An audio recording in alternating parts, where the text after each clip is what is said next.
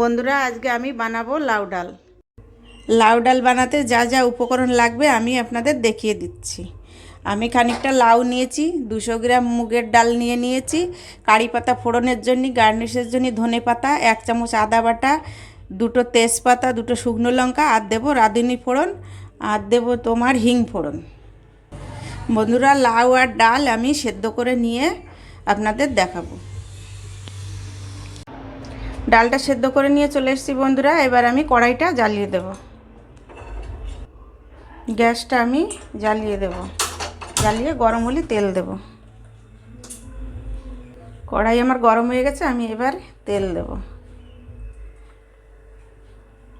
তেলটা গরম হোক, তারপর ফোড়ন দেব। তেলটা গরম হয়ে গেছে, আমি শুকনো লঙ্কা তেজপাতাটা প্রথমে দেব।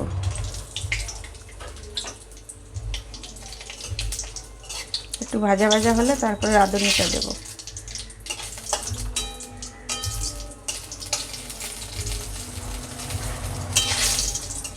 এবার দেব রাঁধুনিটা,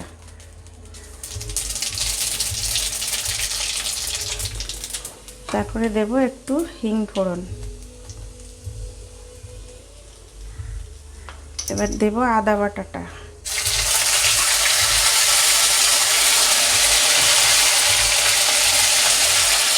এবার দেব কারি পাতা,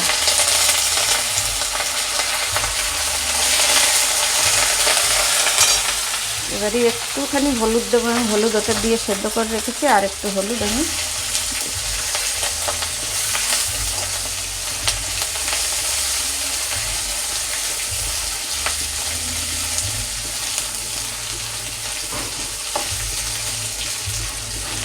এবার আমি ডালটা দিয়ে দেব।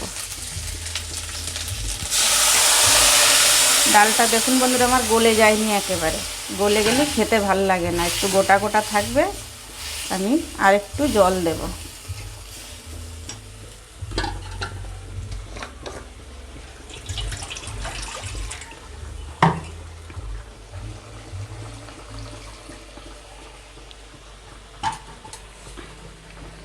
জল আর একটু দিয়ে আমি ফুটিয়ে নেব।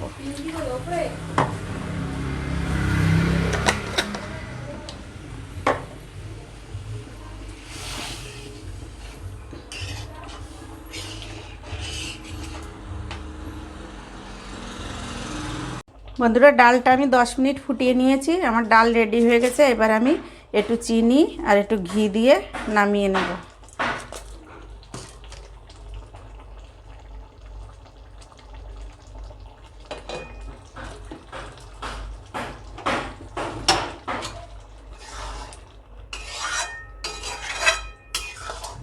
বন্ধুরা আমি এর উপর থেকে একটু ধনেপাতা ছড়িয়ে দেব। আর ধনেপাতা ছড়িয়ে দিয়েছি। আপনারাও এইভাবে বানিয়ে খাবেন লাউ ডাল। খেয়ে যদি ভালো লাগে লাইক শেয়ার কমেন্ট করবেন। নমস্কার।